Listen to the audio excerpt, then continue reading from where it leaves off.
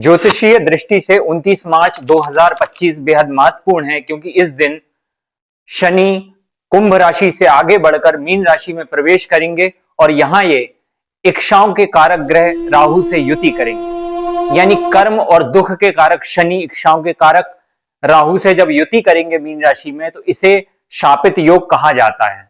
इस शापित योग का सभी राशियों के जातकों पर एक गहरा असर होगा और इस समय को 29 मार्च से लेकर 18 मई तक के समय को आपको बेहद सावधानी से डील करना होगा, ताकि आपके जीवन पर इसका ज्यादा नकारात्मक असर ना पड़े। तो इस वीडियो में हम एक एक करके हर राशि के जातक पर चर्चा करेंगे कि उन पर इस योग का क्या असर होगा, उन्हें क्या सावधानी रखना चाहिए, किस तरीके से अपने जीवन को आगे बढ़ाना चाहिए, किन बातों को नजरअंदाज करना चाहिए और किस तरह के उपाय या किस तरह के प्रयोग करके वे इस समय को एक अनुकूल समय में बदल सकते हैं। याद रखिए, जो लोग पहले से ही पूजा पाठ, ध्यान भजन, दान धर्म करते आ रहे हैं या किसी अच्छे एस्ट्रोलॉजर से सलाह लेकर उनको फॉलो कर रहे हैं, वे लोग इस समय की नकारात्मकता को आराम से फेस कर लेंगे। तो सबसे पहले बात करते हैं मेष राशि के जातकों की। मेष राशि के लिए ये गोचर 12वें भाव में हो रहा है, जहां पहले से शुक्र और बुध मौजूद हैं। शुक्र उच्च होकर वक्री हो गए हैं, तो इस समय आप किसी ना किसी फीमेल रिलेटेड इशू में उलझ सकते हैं। आपका व्यय हो सकता है, आप किसी लीगल इशू में फंस सकते हैं, तो सावधानी बरतिएगा। आपका बहुत खर्चा हो सकता है। आप किसी कारणवश हॉस्पिटल भी जा सकते हैं, इसका ध्यान रखिएगा। अगर आपको गैस रिलेटेड इशू है, अगर आपको अनिद्रा की प्रॉब्लम है, एंजाइटी है, तो इसका विशेष ध्यान रखिए। मैं सभी जातकों से एक ही बात कहूंगा, खासतौर से मेष राशि के जातकों के लिए, तो कि आपको अनावश्यक विवादों से बचना है, खासतौर से फीमेल रिलेटेड इशू, वाद विवाद से भी बचना है। पता चला आपने ऑफिस में किसी को नॉर्मली कुछ कहा, उसने कुछ और समझा और इस बात का बतंगड़ बन गया और आप किसी मामले में बुरी तरह उलझ गए, ऐसा भी हो सकता है। आप हेल्थ की ये ध्यान रखें, सावधानी बरतें कि नियमित वॉकिंग करें, टाइम पर सोइए। राहु जो है कई बार नींद उड़ा देते हैं, तो टाइम पर सोइए, वरना ये हाई बीपी और इस तरह की प्रॉब्लम्स में बदल सकता है। इसके साथ ही साथ आप एक काम में भी बेवजह के तनाव हो सकते हैं, आपने सोचा भी नहीं होगा, उस जगह आपको फंसाया जा सकता है, आपका ट्रांसफर हो सकता है कहीं दूर, तो आपको ये बात ध्यान रखनी पड़ेगी। आपकी आय आएगी और कहाँ जाएगी आप समझ भी नहीं पाएंगे कि यहाँ भी खर्च हो सकता था, इसका आपको ध्यान रखना पड़ेगा। साथ ही एक चीज अच्छी है, अगर आप किसी तीर्थ की यात्रा करना चाहते हैं, कहीं बाहर जाना चाहते हैं, ये आदर्श समय है, जरूर जाइए। अगर आप गंगा स्नान करते हैं ऐसे समय में, तो ये बहुत सारे उपद्रवों से आपको बचा सकता है। इससे राहु भी शांत होते हैं और तीर्थ यात्रा से आपके शनि भी एक धार्मिक फल दे देंगे और आपके वहां जाके अगर आप जाते हैं तो आप दान धर्म जरूर करिएगा। मेष राशि के जातक अगर शादीशुदा हैं, तो इस समय आपके पति या पत्नी को हेल्थ इश्यू हो सकते हैं, जिसके कारण अनावश्यक खर्च हो सकता है। अगर आप ज्योतिष में इंटरेस्टेड हैं, तो इस समय आप अपने काम को विस्तार दे सकते हैं। अगर आप पहले से ज्योतिषी हैं, तो ये काम आपका बढ़ेगा इस समय। तो आप बिल्कुल, अगर आप चाहते हैं अपनी वेबसाइट वगैरह बनाना, तो ये अच्छा समय है। सोशल मीडिया पर आप अपनी गतिविधियां बढ़ा सकते हैं, इसका आपको फायदा जरूर मिलेगा। घर में, कुटुंब में, खानदान में कोई ना कोई अनावश्यक विवाद ऐसे हो सकते हैं कि हो सकता है कुछ महिलाओं, घर की महिलाओं में आपस में मतभेद हो और इसके कारण सारे लोग इन्वॉल्व हो जाएं। जैसे महाभारत में हुआ था कि द्रौपदी ने कह दिया था कि अरे अंधे का लड़का अंधा, किससे? दुर्योधन से। जब वो एक पानी और फर्श को समझ नहीं पाया और पानी में पैर रख दिया, तो उस समय द्रौपदी ने उसका मजाक उड़ाया और ये बात ऐसी बढ़ी कि फिर बाद में उनने, कौरवों ने, दुशासन और दुर्योधन वगैरह ने अपमान किया द्रौपदी का और ये फिर जंग में बदल गया। तो इस तरीके से बचिए। अगर आपके घर में किन्हीं महिलाओं में विवाद होता है आपस में, तो उसको 2 महीने तक कंट्रोल में रखिए कि वो बढ़े ना, वरना ये एक बहुत बड़ा खानदानी क्लेश बन सकता है। अगर लव रिलेशनशिप की बात करें, तो इस समय अगर आप लॉन्ग टूर का प्लान बना रहे हैं तो कैंसिल कर दीजिए, क्योंकि उसी टूर में आपका ब्रेकअप हो सकता है। ये समय तीर्थ यात्रा के लिए है, गोवा या फिर एक एंजॉय फन के लिए ये समय सही नहीं है। अगर आप दूर जाते हैं तो निश्चित मानिए आप गए थे एक अच्छे समय के लिए, लेकिन उल्टा हो सकता है। तो ये 2 महीने इस बात का ध्यान रखें। अब बात करते हैं वृषभ राशि वालों की।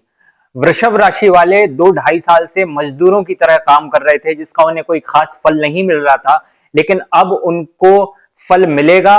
हालांकि वे प्रमोट भी हो सकते हैं और जिम्मेदारी भी बढ़ सकती है, लेकिन अब उन्हें फल भी मिलेगा जो पहले नहीं मिल रहा था। रिलेशनशिप के मामले में भी वृषभ राशि के लिए ये अच्छा समय नहीं है। अगले 2 महीनों में इस पृथ्वी पर लाखों करोड़ों वृषभ राशि वाले लोगों के ब्रेकअप्स होंगे, इसमें बिल्कुल भी संदेह नहीं है। हाँ, जो लोग पहले से ही शादीशुदा हैं उनके लिए यह समय ठीक ठाक रहेगा।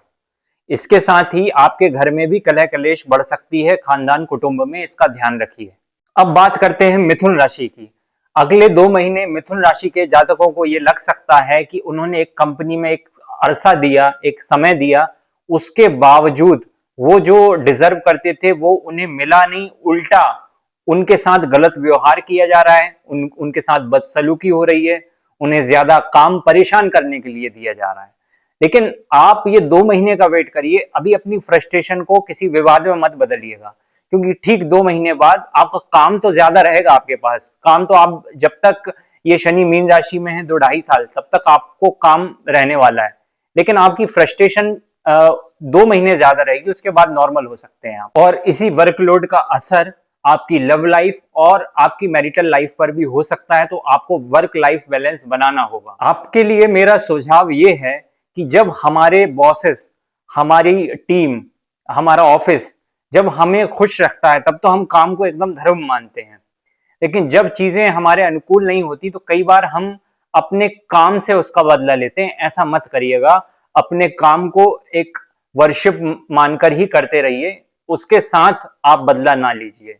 तो आपका आने वाला समय, जो आपने इतने लंबे समय अच्छा काम किया है, फिर वो आने वाले समय भी आपको फ्रूटफुल हो जाए। बात करते हैं कर्क राशि की। कर्क राशि के 9वें भाव में ये गोचर हो रहा है, इसलिए ये समय आपके लिए तीर्थ यात्रा का, धार्मिक स्थलों के भ्रमण का, अनुष्ठानों का, कथाओं का, इन सब में शामिल होने का समय है। ये समय आपके लिए देव ऋण, पितृ ऋण उतारने का समय है। अगर आपको श्रीमद् भागवत महापुराण में शामिल होने का मौका मिले या वृंदावन जाने का आपको मौका मिले तो बेधड़क जाइए। ये समय अपने कर्ज को उतारने के लिए आदर्श है। अगर आप ऐसा कर पाते हैं तो आपका आने वाला समय फ्रूटफुल हो जाएगा।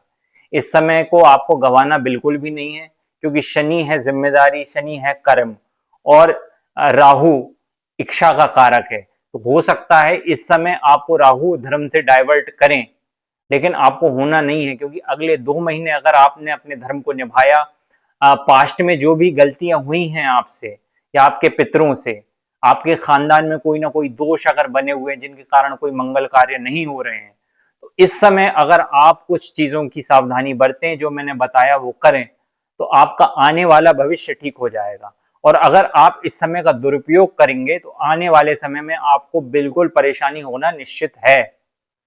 तो मेरा सुझाव यही है कि इस समय आप ज्यादा से ज्यादा धार्मिक अनुष्ठानों में, जो मैंने बताए, शामिल होइए। रुद्राभिषेक भी आप करवा सकते हैं, लेकिन आपके लिए सबसे अच्छा है अगर आप वाराणसी या वृंदावन जाते हैं तो बेस्ट है आपके लिए। सिंह राशि वालों के लिए ये समय चुनौती भरा है। पहले भी वे परेशान रहे हैं, कोई ना कोई उनको साइकोलॉजिकल इशू भी हो सकता है, पहले से चला आ रहा हो सकता है उनको कोई नकारात्मक विचार पहले से समझ में आ रहा हो सकता है कई सिंह राशि वालों को बैड स्पिरिट्स का प्रभाव अपने जीवन में दिखाओ। तो मैं यही कहूंगा कि आप भैरव मंदिर जाएं, अगर काशी जा सकते हैं बेस्ट रहेगा, दर्शन करके आइए। वहां शराब चढ़ती है, वहां जो भी चढ़ता है वो चढ़ाइए वहां पर। उज्जैन में भी काल भैरव मंदिर आप जा सकते हैं, क्योंकि आपके लिए ये गोचर 8वें भाव में हो रहा है, और इस समय हो सकता है आपको कई इल्यूजन, भ्रम हो जाएं, कई नेगेटिव एनर्जीज आपको प्रभावित करें। अगर आप ज्योतिष से या किसी इस तरह के गूढ़ विज्ञान से जुड़े हुए होंगे तो आप इस चीज को आराम से फेस कर लेंगे, लेकिन सामान्य इंसान के लिए ये समझ के बाहर हो सकता है। तो ज्यादा से ज्यादा काल भैरव के मंदिर जाएं, और काल भैरव मंदिर घर के पास नहीं है, शिव मंदिर है, अगर आप वहीं जा सकते हैं बार बार, और वहां काशी का पुराधिनाथ काल भैरवम भजे, इस तरह से अगर आप बार बार उच्चारण करते हैं, और क्योंकि भैरव भी जो है वो शिव के ही रूप हैं, तो अगर आप उनका स्मरण करते हैं, उनकी प्रार्थना करते हैं, तो आपको निश्चित रूप से इस समय में राहत मिलेगी। वरना अगले 2 महीने आपके लिए ऐसे हो सकते हैं कि आपको समझ में नहीं आए कि यार ये जीवन मेरा है तो है क्या। तो ये 2 महीने आपको बहुत सावधानी से काटने हैं। सिंह राशि वालों का इस समय पर ससुराल से विवाद हो सकता है, इससे बचें। और ये इस हद तक जा सकता है कि वो तलाक में रूपांतरित हो जाए, इसका ध्यान रखें। इसके साथ आप ये भी ध्यान रखें कि आपसे किसी का हित ना हो। अगर आपके करियर में कोई प्रॉब्लम्स आ रही है, आप गुप्त दान करिए, गुप्त रूप से उनकी मदद करिए, लोगों की मदद करिए और भूल जाइए, लोगों को दीजिए और भूल जाइए, किसी मंदिर में गुप्त दान करिए, आपकी समस्या कम हो जाएगी। कन्या राशि वालों के लिए यह समय बेहद चुनौती भरा है उनके वैवाहिक जीवन के लिए। अगर आप शादीशुदा हैं और कन्या राशि के हैं तो इस समय किसी भी विवाद को बहुत ज्यादा बढ़ाएं ना, वरना ये विवाद बहुत बढ़ सकता है और आपकी काबू से बाहर हो सकता है। इसके साथ ही साथ आपके करियर में भी आपको चुनौतियां आ सकती हैं, और चुनौतियां इस हद तक आ सकती हैं कि आपको ऐसा लगेगा कि आपके साथ सबसे बुरा बर्ताव किया जा रहा है, आपको जानबूझकर टॉर्चर किया जा रहा है, परेशान किया जा रहा है। लेकिन ऐसा है नहीं, ये 1-2 महीने की बात है, इसको फेस करिए, इस समय को काम करते हुए और नेगेटिविटी से बच के निकालिए। इसके साथ ही आपको भी अपने स्वास्थ्य का बहुत ध्यान रखना होगा, क्योंकि इस समय आपके लिए सप्तम भाव में ये गोचर हो रहा है, जो कहीं ना कहीं मारक भाव भी है। तो आपके रोग बढ़ सकते हैं। इस समय वॉक करना, प्राणायाम, ध्यान करना आपके लिए बहुत अच्छा है। अगर मैं आपके लिए प्रेयर कोई बताऊं तो अर्धनारीश्वर स्तोत्र आप पढ़ सकते हैं, काल भैरव अष्टक आप पढ़ सकते हैं। तो आपके लिए ये समय कहीं ना कहीं ठीक ठाक रहेगा, निकल जाएगा। और हर शनिवार को आप शनि मंदिर जाइए, काल भैरव मंदिर जरूर जाइए अगर नजदीक है तो। अब बात करते हैं तुला राशि की। तुला राशि के लिए ये समय स्वास्थ्य और नौकरी दोनों के लिए चुनौती भरा और प्रॉब्लमेटिक हो सकता है। इस समय आपको प्राणायाम, योग, वॉकिंग ये सब जरूर करना है। नौकरी में आपके उच्च प्रदर्शन के बावजूद आपको भी ज्यादा काम दिया जाएगा। आप ये फील करेंगे कि आप एक मजदूर बन के रह गए, लेकिन ऐसा मत समझिए।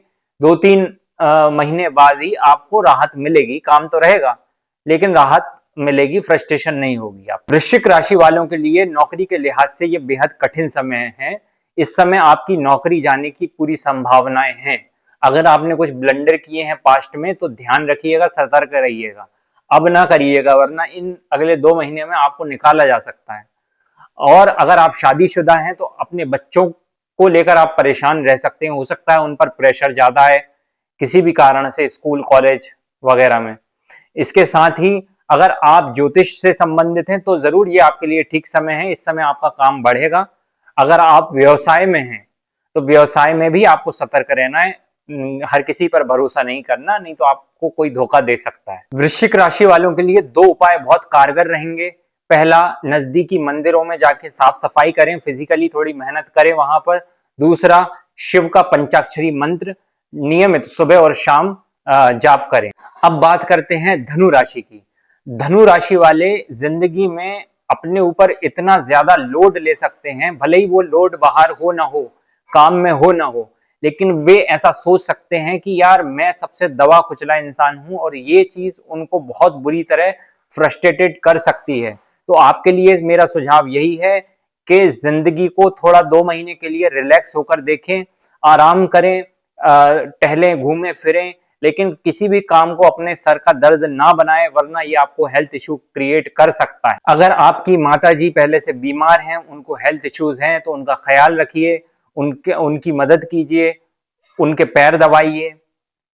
इस तरीके से आपको कहीं ना कहीं राहत मिलेगी। उनसे बात करिए, चर्चा करिए, दूर हैं तो कहीं मिल के आइए। अपनी माताजी का ध्यान रखिए। धनु राशि वाले, आपके लिए बहुत अच्छा रहेगा ये समय। सिर्फ 2 महीने आपको ये सब करना है, ये सावधानियां बरतनी है। किसी देवी को गुरु रूप में अगर आप मान के उनकी पूजा करते हैं, जैसे कि सरस्वती माँ ज्ञान की देवी हैं, अगर आप उनकी तस्वीर के सामने ढोक देते हैं, माथा टेकते हैं, तो ये 2 महीने आपके लिए बहुत सहज हो जाएंगे। नियमित करना होगा बस आपको। अब बात करते हैं मकर राशि की। मकर राशि वालों को अपने व्यवसाय में या फिर अपनी नौकरी में सावधानी बरतनी है। आपकी किसी से दुश्मनी हो सकती है, और उस दुश्मनी में आपकी बहुत सारी ऊर्जा का क्षय हो सकता है, बर्बाद हो सकती है आपकी एनर्जी। तो अभी आपको यह ध्यान रखना है, अगले 2 महीने किसी से भी दुश्मनी में ना पड़े, दोस्ती बनाए रखें, अपने काम पर ध्यान दें, अच्छे से अपना काम करें, फोकस्ड होकर। और कोई अगर आपकी कमी निकाल रहा है तो ये देखें कि क्या वो सही है। ईगो में आके उसको प्रत्युत्तर देना, उससे लड़ना सही नहीं रहेगा। आपके भाई बहनों से भी आपकी बहसबाजी हो सकती है, विवाद हो सकते हैं, इसका ध्यान रखिए। कई मकर राशि वालों ने या तो अभी शादी की होगी पिछले कुछ समय में, या फिर करने वाले होंगे। तो अगर हो चुकी है तो इस समय आपका विवाद हो सकता है अपने पार्टनर से, और होने वाली है तो बात कहीं रुक सकती है, बात फंस सकती है। लेकिन थोड़ा वेट करिए, उन्हीं से बात फिर से ठीक हो सकती है। तो इस समय ये नहीं है कि आप उस बात को बहुत ज्यादा गंभीरता से लें और उसके कारण आप अपना रिश्ता तोड़ दें, ऐसा मत करिए। कुछ समय बाद वो बात सहज हो सकती है, अभी समय का प्रभाव रहेगा अगले 2 महीने तक। इसके साथ ही आपको अपनी माता का और अपने भी स्वास्थ्य का ख्याल रखना है, क्योंकि इस समय आपको किसी ना किसी तरह की एंग्जाइटी हेल्थ इश्यू में बदल सकती है। आपका बीपी कम ज्यादा हो सकता है अगर आप समय पर सोएंगे। ओवर थिंकिंग से आप बचिए। तो ये समय आपके लिए अच्छा होगा। पड़ोस के मंदिर जाइए, वहां सर्विस करिए, कुछ ना कुछ सफाई करिए। अगर आप सोशल मीडिया का इस्तेमाल करते हैं तो समय समय पर अच्छे, अगर आप कोई डिवाइन कोट्स, कोई ईश्वर रिलेटेड कोट्स को अगर आप फॉरवर्ड करते हैं, स्टेटस में लगाते हैं, फेसबुक पोस्ट करते हैं, इंस्टाग्राम स्टोरी में डालते हैं, तो भी आपके लिए अच्छा रहेगा। अब बात करते हैं कुंभ राशि की। कुंभ राशि वालों के लिए इस समय आपकी जबान ही आपकी दुश्मन बन सकती है। ध्यान रखिए, अपनी जबान को गलत तरीके से इस्तेमाल करेंगे तो इस समय आपके हाथ से कोई मौका जा सकता है, आपसे कोई धन का नुकसान हो सकता है, आपका किसी से विवाद हो सकता है, आपके घर में, आपके कुटुंब में आप ही खलनायक विलेन बन सकते हैं। इस चीज का ध्यान रखिए। अगर आपको गुस्सा आ रहा है तो थोड़ी देर के लिए रुक जाइए, या 1-2 महीने किसी बात को ऐसा रिस्पॉन्ड मत करिए जो आगे जाके विवाद को जन्म दे दे आपके खानदान कुटुंब में। इसका ध्यान रखिए। घर की महिलाओं से, अगर आपकी कोई काकी, दादी, ताई वगैरह ऐसे दूर की हैं, बड़ी मम्मी वगैरह, तो इनसे कुछ मत बोलिए, नहीं तो इसी बात पे से विवाद हो सकता है। आपके ससुराल वालों से भी यही सावधानी बरतिए, नहीं तो विवाद हो सकता है। इसके साथ ही आप धन के मामलों में साइबर फ्रॉड से बचिए, वरना आपके साथ साइबर फ्रॉड हो सकता है इस समय में, और बहुत बड़ी राशि आपके हाथ से धड़ाके से जा सकती है। ये समय आपकी हेल्थ के लिए भी सतर्कता का समय है, क्योंकि दूसरा भाव भी मारक होता है, और यहाँ पर इतने सारे ग्रह अगर आ गए हैं और राहु और शनि जैसे अगर ग्रह आ रहे हैं, तो आपको इस समय फूड पॉइजनिंग से बचना होगा। आप ध्यान रखिए, कुछ भी ऐसे प्रोडक्ट्स मत खाइए जिनमें केमिकल्स बहुत होते हैं, जैसे कोक वगैरह हो गए, इनमें केमिकल्स होते हैं ना, तो केमिकल्स राहु से संबंधित होते हैं, तो ऐसी चीजें मत खाइए। बाहर जाइए तो सावधानी से खाइए, फूड पॉइजनिंग के पूरे पूरे योग हैं आपको। इस समय आपको नमामि शमीशान निर्वाण रूपम यानी रुद्राष्टक, इसका पाठ आपके लिए बहुत अच्छा रहेगा। शिव स्तुति करिए, कोई भी आपके लिए बहुत अच्छी रहेगी। अब बात करते हैं मीन राशि की। मीन राशि वाले बहुत दबाव में हैं। उन्हें ऐसा लग रहा है कि एक तो ऑलरेडी 7.5 चल रही है, राहु महाराज भी उनकी राशि में विराजमान है, तो ये समय बड़ा परेशानी वाला होगा अगर आप एकदम अधार्मिक रहे हैं, आपने लोगों को परेशान किया है। तो अगर आपने धर्म का थोड़ा भी पालन किया है, अगर आपने कहीं ना कहीं अपने इष्ट से कनेक्शन बनाए रखा है, स्तुति करी है, ध्यान भजन किया है, लोगों की मदद की है, तो बिल्कुल घबराने की कोई जरूरत नहीं है। क्योंकि शनि आपके 11th लॉर्ड भी तो हैं, तो वो कहीं ना कहीं आपको लाभ देंगे। आने वाले समय के लिए आपको ऐसा तैयार करेंगे कि आप अपने जीवन में निखर के सामने आएंगे। इसलिए अगर आपकी दशा महादशा ठीक चल रही है तो घबराने की बिल्कुल जरूरत नहीं है। समय समय पर तीर्थ स्थल, धार्मिक स्थल की यात्रा कीजिए, वाराणसी के काल भैरव होके आइए। अगले 2 महीने बिल्कुल चिंता मत कीजिए, क्योंकि बहुत सारे यूट्यूब वीडियोस, न्यूज जो आती हैं राशि की, उसने आपको एक साइकोलॉजिकल प्रेशर क्रिएट किया हो।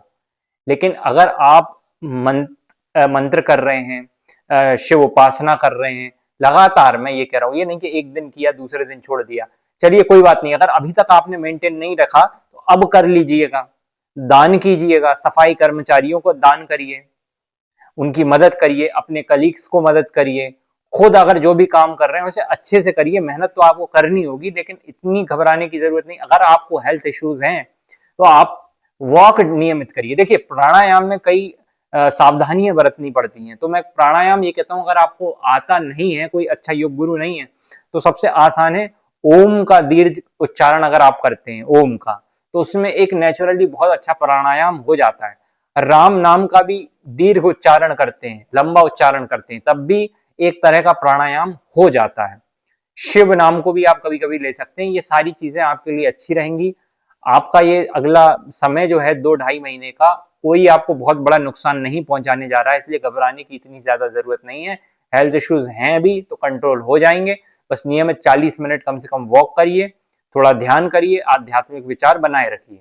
इसी के साथ ये वीडियो को मैं विराम देता हूं। नमस्कार।